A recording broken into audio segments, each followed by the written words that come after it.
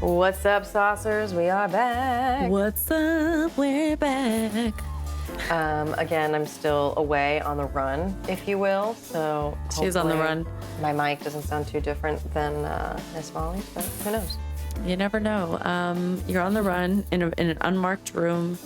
I literally am. Like, I can't update where I am. I can't talk about it. Yeah, it's very secretive. But I know. You'll find out soon, but like whatever. It's like whatever. I'm gonna be on trial soon. That'd be so cool if I was on like jury duty. Wow, that would be crazy. I don't even think we could do.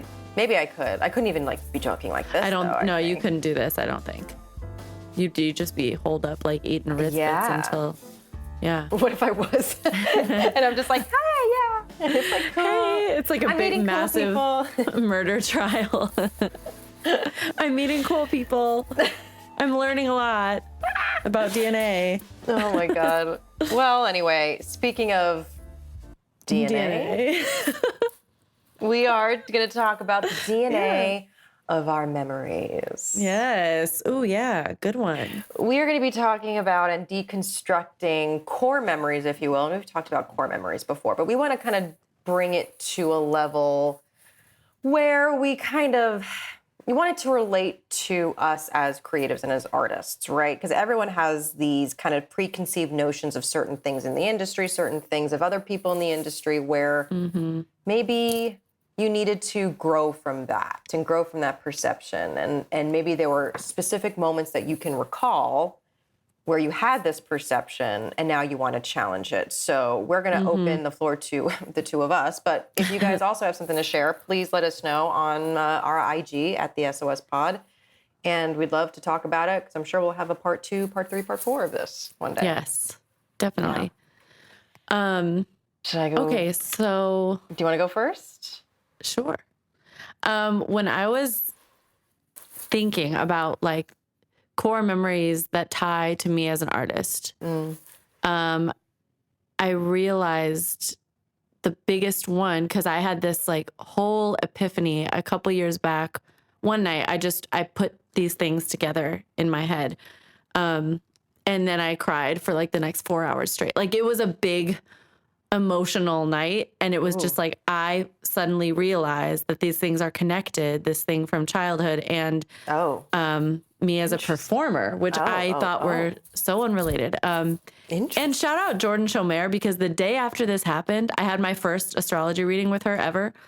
And she literally mentioned, Alyssa, like, she's like, this particular thing that deals with like wounds that you were born into this world with, and your task to heal these wounds, yours has to do with A and B. And it was the two things I had put together the night before. I'm not even joking. I was like, what is happening? Okay. So,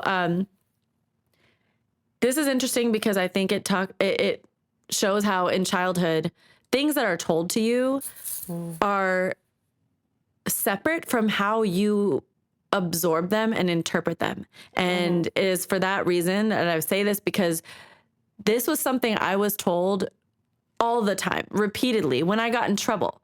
And it was like very logical that I would be told this because I'm breaking the rules. So it had nothing to do with me as a musician, is my point, and a performer.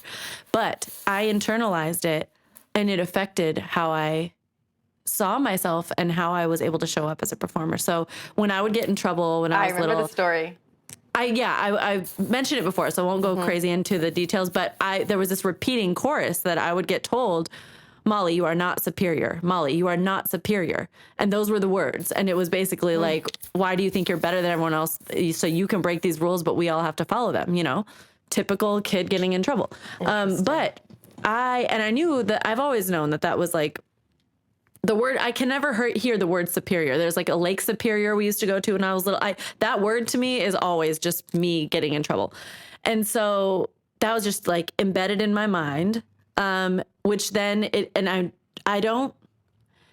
trying to connect where it attached itself to me as a performer, but I know that it very easily, like, the concept of being superior is you think you're better than other people, right? So it's like, that got to me, and that got to me in my like friendships with girls in middle school and high school and onward where I was like, had this complex, which I've discussed all of this, but it's taking a creative angle. But I really was like worried that I came across that way. Do people think that I think I'm better than them, basically? And so it gave me this like anxiety and just having to completely, I think it's why I'm also, I am a really goofy person naturally, but I think I lean into that, especially when I first meet people. I'm like really silly and goofy because I want them to be at ease and not think that I think I'm better than them. Like you're overcompensating, like being the cool girl. Like, I'm cool. I'm like cool. Just being funny and like, but like not funny as in the class clown, but like, giggly and to disarm them. Like, yes. I don't want you to think that I like, and stuff that it's not my most natural state. I'm a very silly, goofy person, but yeah, I think that I lean into that, especially when I meet other women.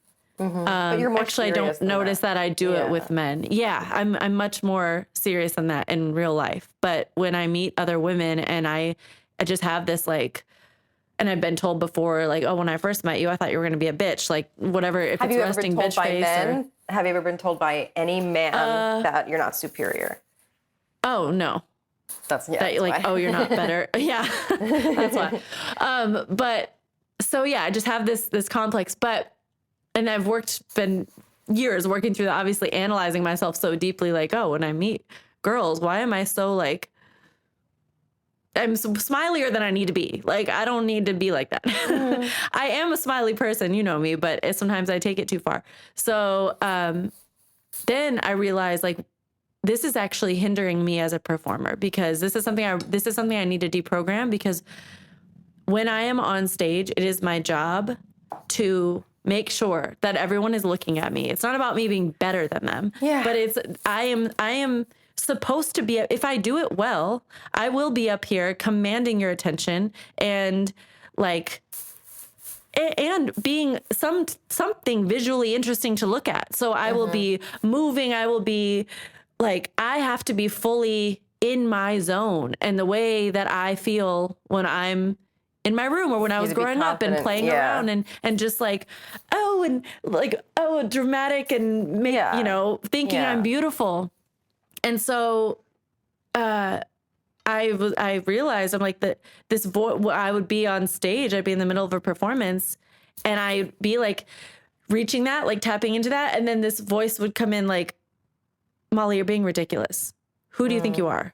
Do you think that you're like, do they think that you think you're, just all this stuff. I hear you. You have this voice telling you that you don't fit, like you're not better than anyone. So stop acting so. Yeah. Like stop acting. So why do you stop acting like you think you look and sound so good? But it's like, I am putting myself on stage intentionally to be a music artist. So I should think that I look and sound good.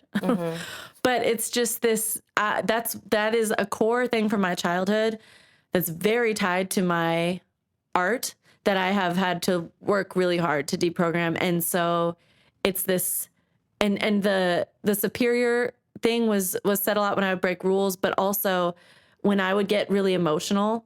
And I'm just an emotional person. So even if I'm really angry, I will tear up. Like I'm so angry that I just like can't, it's not like I'm sad, I'm just angry. But I just emote, right? So with, but growing up, when I would do that, a lot of times it would be like, you're being ridiculous, you're being dramatic. And so that, again, that's another thing where I'm like, when I'm performing and it's a song, I'm emoting and it's all these things, I'm supposed to be channeling that. Obviously there's a time and place for it, but on stage or in the studio is the time and place for it.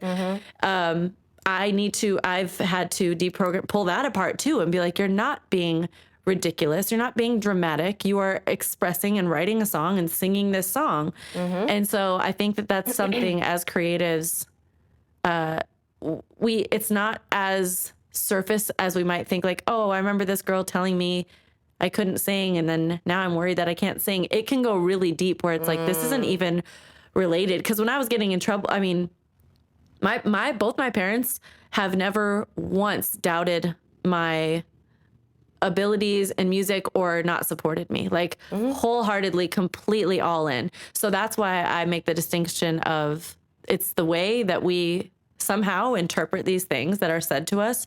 And it is separate from who said it and what they meant. It just gets its own life within you.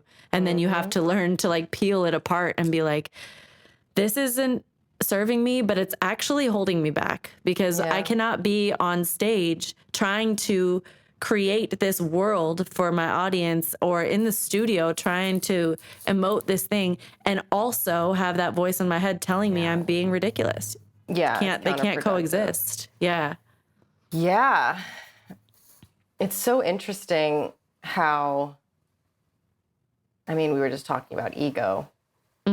Because there's so much said when someone is telling you that you're acting superior. You know what I mean? Like there's a projection that could be attached to there. Because you don't want to like stifle anybody's shine, right? You know, or like you know. Yeah. I think that's really interesting. How have you come to terms with that? I actually did this exercise. So when I first put 2 and 2 together, I mean, it was like some things are gradual. That was like a big moment for me. It happened all at once. And I was like, oh my God, this and this is this. And so it was a really big emotional night. And the next day, so I started writing down, I wrote down 5 things that I remembered, like stories I tell myself, whether it's an exact sentence I heard or just what it's been turned into in my head. So like, I would write the phrase down, like, I think I am better than other people. And then I would write down the opposite of that. And like, I am, I'm ridiculous. Being very emotional is ridiculous and dramatic, turned into expressing myself is my superpower. And so like, going a little in depth with like, and reversing it.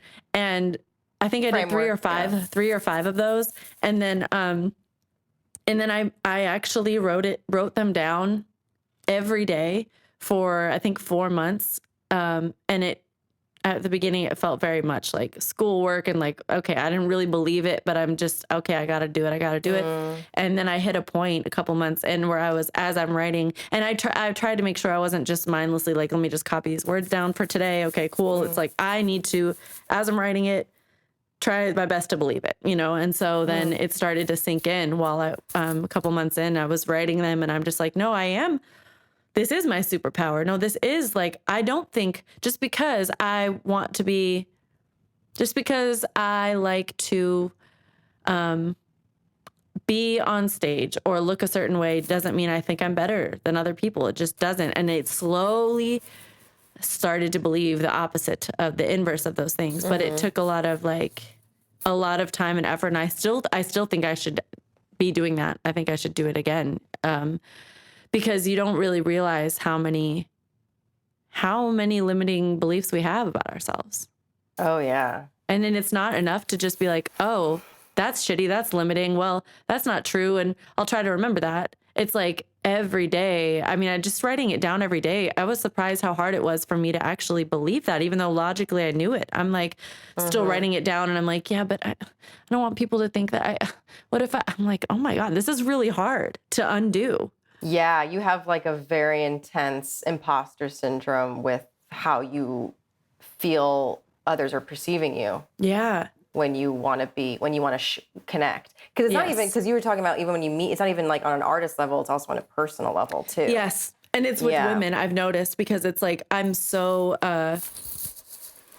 I just want to be able to connect because I had a hard time connecting with, and now thankfully I have close girlfriends, like a good amount, but growing up I didn't. It was mainly guy friends. And then I didn't feel like I wasn't always in alignment with my mom, so it was just like I just want connection, but also it's like this seeking approval, because you always want your mom, your parents, but like mother-daughter situation, it's the only female role model I have. I don't have sisters either, so it's like I want you to approve of me. So then if those things are, if I'm starting to create these limiting beliefs in my head, as I'm meeting other women, I'm like afraid. I don't want them to see me that way. You know, it's just, Yeah. it's so below this. It's like subconscious, but then as I've dug into, now I can name it because I'm analyzing myself. Yeah, yeah. I mean, that's huge. There's so many people that haven't done that work yet, that haven't Yeah. even challenged not- themselves on why they act a certain way, or they think a certain way. Like, It's not fun. no, And it's it's not. also like, it's also so, I've learned like it is so separate from anyone else because it's all how it is, just how it's come to live inside you. So it can't be attached to like, oh, I'm worried this person thinks that about me, or because I know, I mean, in my case, for example, I know my mom doesn't think those things about me, but it's just, so it's like, I don't think you can hinge your healing process on the person who told you these things or made you think this or whatever. It has nothing to do with them. And oftentimes it's not even what they actually thought. So you really just have to start with yourself. Like, why do I believe this now? Yeah. I mean, I get it. When you're young, you're a sponge, Yeah. you know, and especially it's one thing. I mean, honestly, if you wanted to be a businesswoman, I'm sure you'd still have that feeling of just like, why am I speaking up in this meeting right now? I shouldn't. Like, Right. I don't want to act like I'm better than everybody else. Like, Yeah. why am I? Yeah, like why am I wearing these heels to work right now? Like, because I want to. I have Right. it's so. Well, my core memory actually like is very similar to yours. Oh. But it's later in life. It's not when I was young. This is, you know, and there are two moments, but they're very, very similar. One from high school and one from college. And the one from high school, like I wanted to be an actor, but I also wanted to be a writer. And I wrote so much in middle school. I knew it was just like, I loved writing so much. Yeah. I wanted that also to be a part of my life and my identity. And it was my sophomore honors English teacher that was really brutal to me. She would tell me that because I'm very, it's so funny because I think I'm very introverted, but I like talking to people, and I'm like, Yeah, you're very good I was with like, people, I try and find an excuse to laugh or make someone laugh. So I could have been, you know, talkative in class, but still, like I don't know. I had a healthy amount of confidence that I don't know. She would tell me I didn't take things seriously, and she was just very cruel in front of the class. It's like really hard to remember certain things. Like she would just like make fun of me in front of the class for not understanding sentence structures. Oh, and she what? would like crumple up my work in front of the class and throw it out. And like, No way. yeah. And like, it made me I didn't want to be a writer because of that. Oh my God. And then in college, I had this acting professor. And I went to school for acting. I'm very serious about acting. Like there was nothing, that's what I want to do. I knew that as soon as I went into college, like this is what I'm doing. And I always got good grades and all. It doesn't, it's not the hardest to get good grades in acting class, but like I always rehearsed. I always memorized my lines. I'm really good at that. I like did all my work. Didn't matter. This one acting professor pulled me after class and was just like, yeah, I just don't think you're serious about this. What? And I'm like, what? And she's just like, I don't know. It's like, I just see you and you're just wearing this makeup. It's like makeup and the way you dress and, you know, and like, you know, you're very, you know, talkative. Like, you know, people, like, it's the same thing where I just have friends in the classroom and there's inside joke and each might, like, I don't know. It's, she was a woman, right? It was a woman. Yeah. Both were. Yeah. That's like you triggered something in them. Yeah, I know. I've talked about it. Well, acting, the English teacher, whatever. It was so sick because we had like a parent-teacher conference because it got so bad. I told I was like, Mom, this is like bad. Like she's just humiliating me in class. And so it was the principal, the teacher, and my mom. and they asked me to go first. And it was, imagine, you know what I mean? You're fucking 15 years old. Yeah. It's like, well, then I just immediately started crying, telling Yeah. like things that she had done. And then I remember the teacher just laughed and was like, oh, basically being like, I didn't mean it that way. Oh, come here, come on. Oh no. And I was 15 and I was just like, oh, I guess I made it up in my head. Like I was basically gaslit. God. And after that, like, I can't remember if it continued, maybe just a little bit, but nothing that, because I just convinced myself I had made it up. Yeah. But when that happened in college, when that professor had said that to me, I remember leaving that office. I was so devastated because I was not understanding that at all. I was just like, yeah, I don't even put on I just put on concealer and eyeliner. But what does that have to do with I did not put on, like, just so you know, like I wasn't coming with a full beat. Like I don't know, like it was just concealer and eyeliner. What does that have to do with anything? Exactly. And anyway, it just nothing made sense. And I just like left and I was crying. I cried all the way to the dining hall where I met up with all my friends, like, you know, huge. Yeah. The acting department's very big. So it was like a big group of us. And they're like, Alyssa, what happened? I told her what the professor told them. And they were just like, what? They just didn't know. And I just like needed to feel like, am I crazy? And they're just like, what the fuck are they talking about? Is she talking about, the teacher? I'm like, I don't know. And there's just like, you're always prepared. You always do your work. You're always doing your best. Like I was also doing like, and I think that was it too. Like, because I wanted to impress her so much before then and after then. Cause I always got this impression that she was like, I don't know, had a thing with me. Yeah. Like oh my God, there was this one assignment that was, again, this is what I taught. If you listen to or watch the ego episode about what art is and if it has any meaning, there was this one assignment where she wanted all the kids in the class to do this. I think it's called a self concert, and it is just, I think you get 3 minutes. I think it was like 3 to 5 minutes, and you literally have to you do. Oh my God, how do I explain this assignment? You get up and you have to just perform something that no one knows about you. Like you have to very performance arty in a way, like how she described it had to be done. So for example, my one friend Steve, he went up and he put on like a childhood cape. It had an S on it because he loves Superman, and he just put on the Superman theme song and he just pretended to fly around. I mean, a lot of people didn't know what the fuck they to do. They were just doing their best. Everyone was like making it up because it was just a weird assignment. Yeah. Some people just swept. You know what I mean? Like it was just, it's very like, interesting. There's no right or wrong, right? Because everyone's just doing, What I did was I put on West Side Story. I put on my favorite song and I performed to it with a mirror because that's what I used to do. And I would I was like, because it was just, that's what I would do when I was a kid, was just listen to this and like escape. That was when she pulled me aside. That was the class. I'm telling you, there was one, my friend, because he doesn't take anything seriously. I love him so much. We listened to, oh my God, what song was it? I feel like it was like a Britney Spears song, or like, I think it might have been, what's that sad Britney Spears song? Not Luck, like, I don't know. Not Lucky?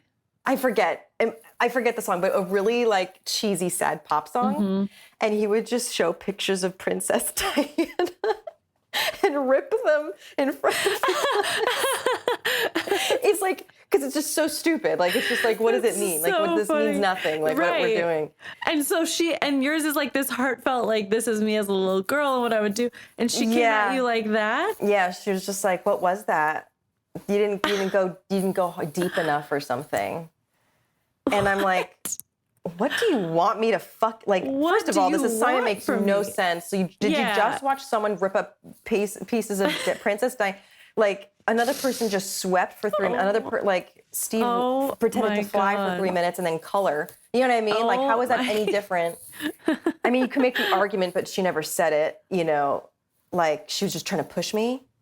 But that's not the way you push someone. But that's not the way you push someone. And if you are, you say like, say I it. see something Yes, in you that was never exactly. said. You know what I mean? Like, you could do better because I know you can't. No, it wasn't that. Right. It was just like, I don't think you take this. I mean, look at the makeup on your face. The makeup thing, that actually reminded me, freshman year of high school, I was auditioning for, because at the end of the year, there were 2 choirs and one you had to audition for both, but one was like better one.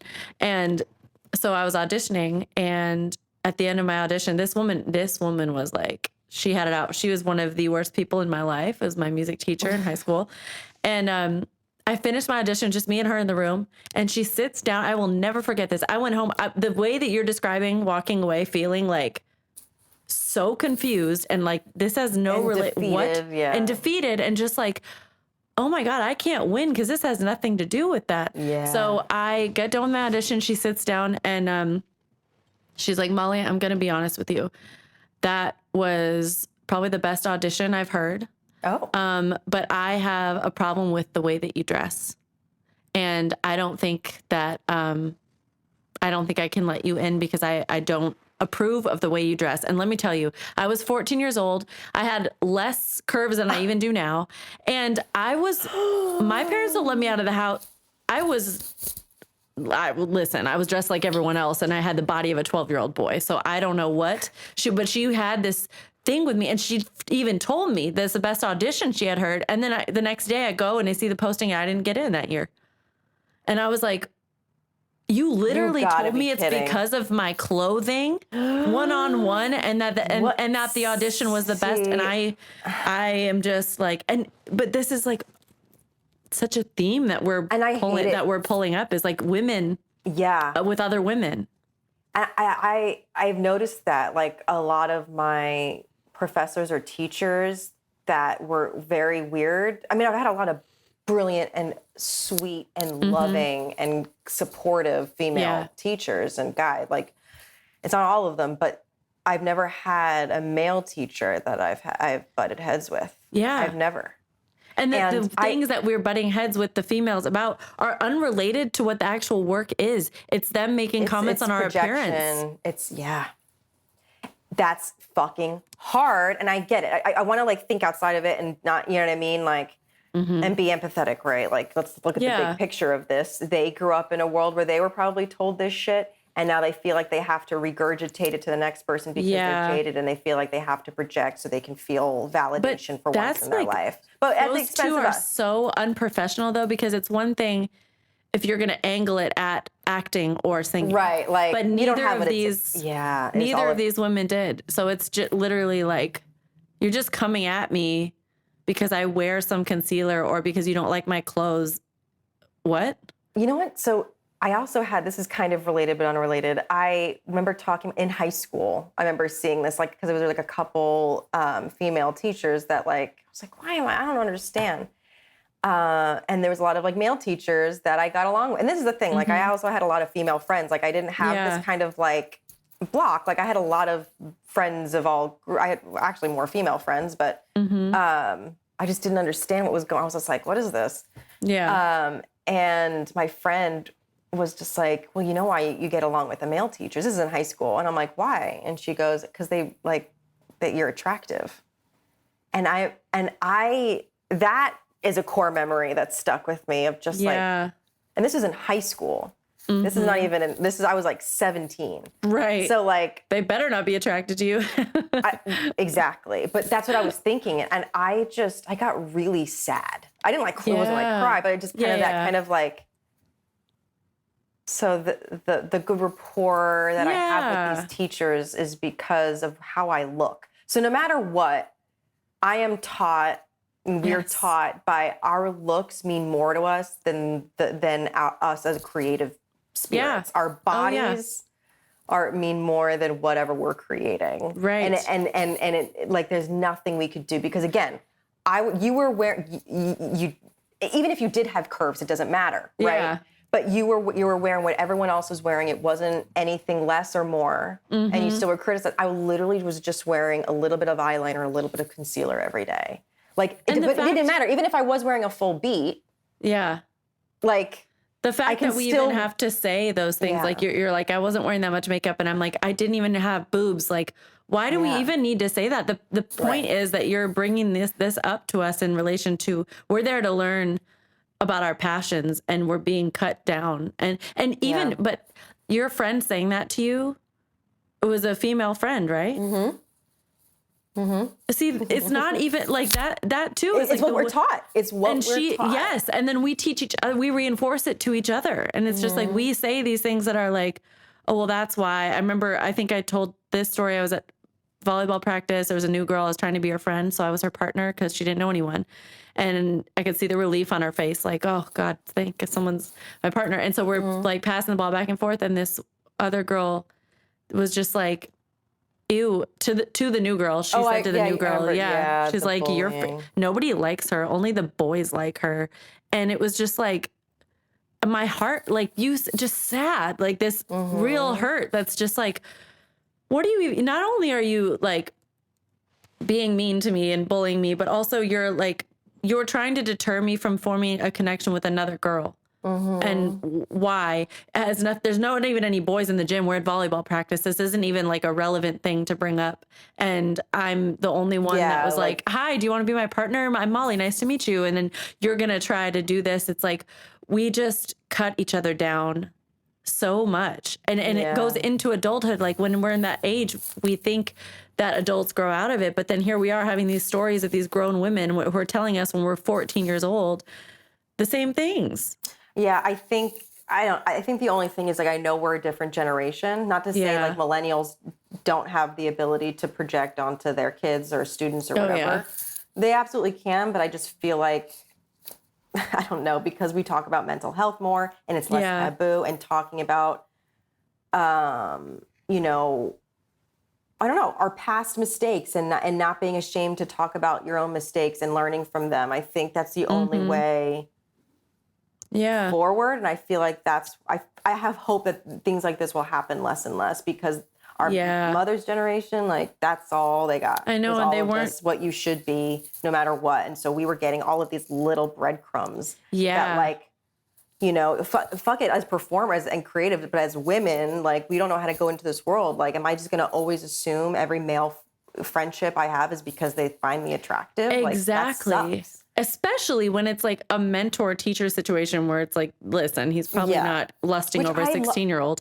Yeah. It was like relationships or that with my teachers that I really enjoyed. They were just like, even like, they were cool.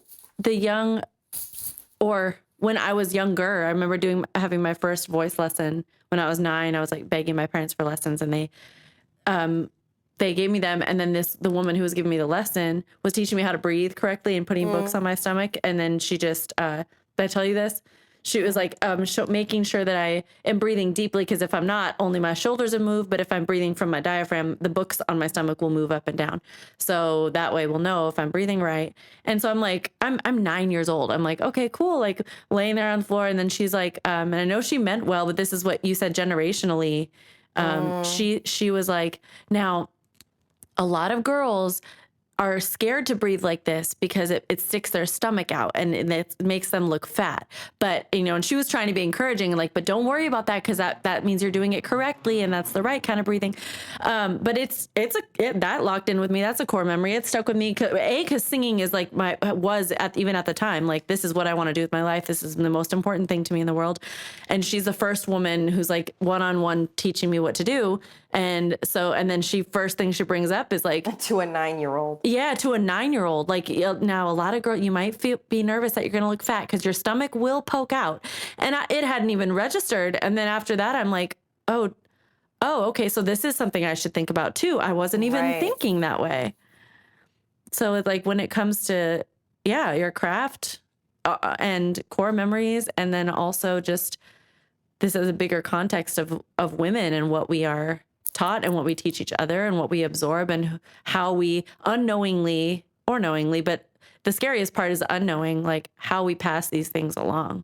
Yeah. I mean, and this goes to show male teachers can also be fucking nightmares. Oh yeah, of course. But I think there is something when a lot of our core memories of being, I think it also, you know what I mean? All like, of them, all of ours. You know what it is too? It's like, because I'm trying to think, maybe they haven't happened, maybe they have. There's a possibility that I've had bad instances with male teachers and male professors or coaches or whatever. I can't. I'm sure I haven't liked. I have had some bad interactions, but the ones that are sticking out to us are.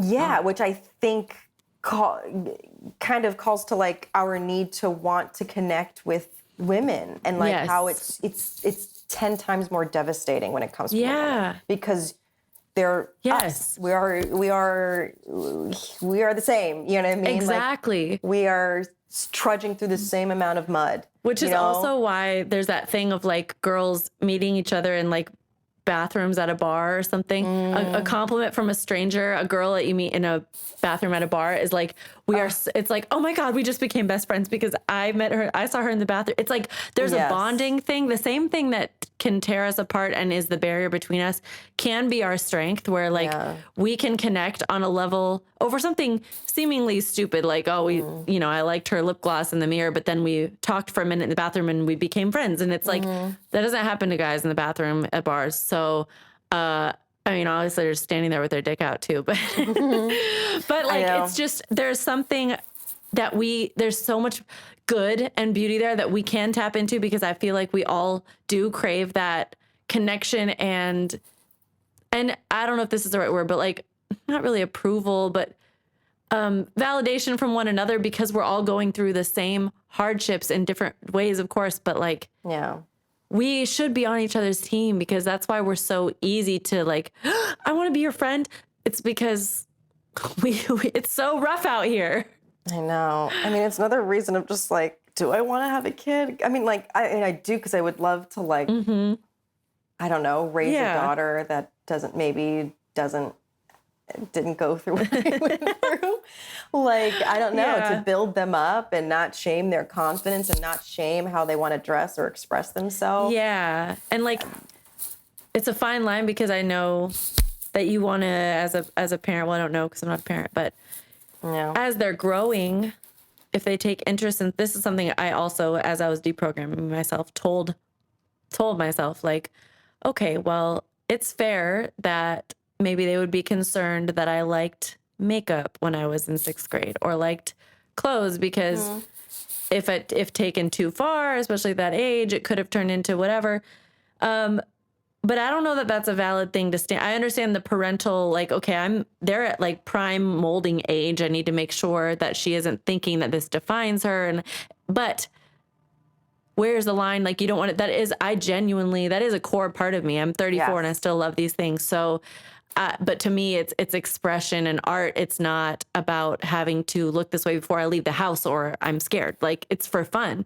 But I had to like, I was taught indirectly that those things are not worthy interests and that they make me shallow and they are unimportant and just silly and indicate shallowness. And it was met with a lot of like almost disgust. Yeah. And so it's hard when that is a part of you that feels genuine and you're like, but this is fun. Like, I want to wear eyeshadow to school, not because not for any other reason other than this is me. But like, it is scary when I think about if I have a daughter. I used to be really scared to have a daughter for all of these reasons. I was like, oh my God. But now, because I've done so much of this work and I know there's a lot more to do, but I'm not terrified of it anymore. But what you're saying, that apprehension is there. Like, you don't even know. You can't control how they absorb and what they interpret. Yeah, and you can't protect them from everything. No. Just because you're teaching them some way that someone else could project their own shit onto them. And it's just like, you can't, I don't know. It's really hard. This world is so hard. It's so hard. There's no answers. There's no answers. And I don't know. I think if there's any lesson to be learned is just fuck them all. Yeah, honestly, like detach from what people think so much, because this is all us wanting approval and validation and being connected to, of course you care what your loved ones think, but yeah, it has to be more of an attitude of like, no, this is, I love this. This is my superpower. Fuck them all. Fuck what anyone has to say. Yeah. I think it's hard. You don't know when to turn that voice on, that fuck you, you're projecting voice, or Yes. or fuck me, their right voice. Like what Yes. is what Because is you do real? have to, yeah, exactly. Exactly. Oh my God. So this is the kind of conversations, you guys, as we're diving deeper into creatives and mental health combined. Yeah. These episodes are literally feeling like full-on therapy sessions now. They're fucked. Yeah. Well, if you guys can, if you guys have your own stories to share, if anything that we said, you have maybe something similar, maybe it happened to you, or maybe something opposite, let us know, because we're on Instagram at the SOS Pod. So reach out to us there, DM us. It could be Please anonymous. tell your stories. Yeah.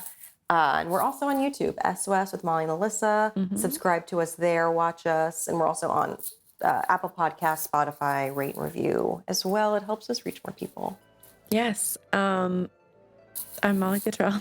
I'm Alyssa Rosano. And here's to turning meltdowns Into magic.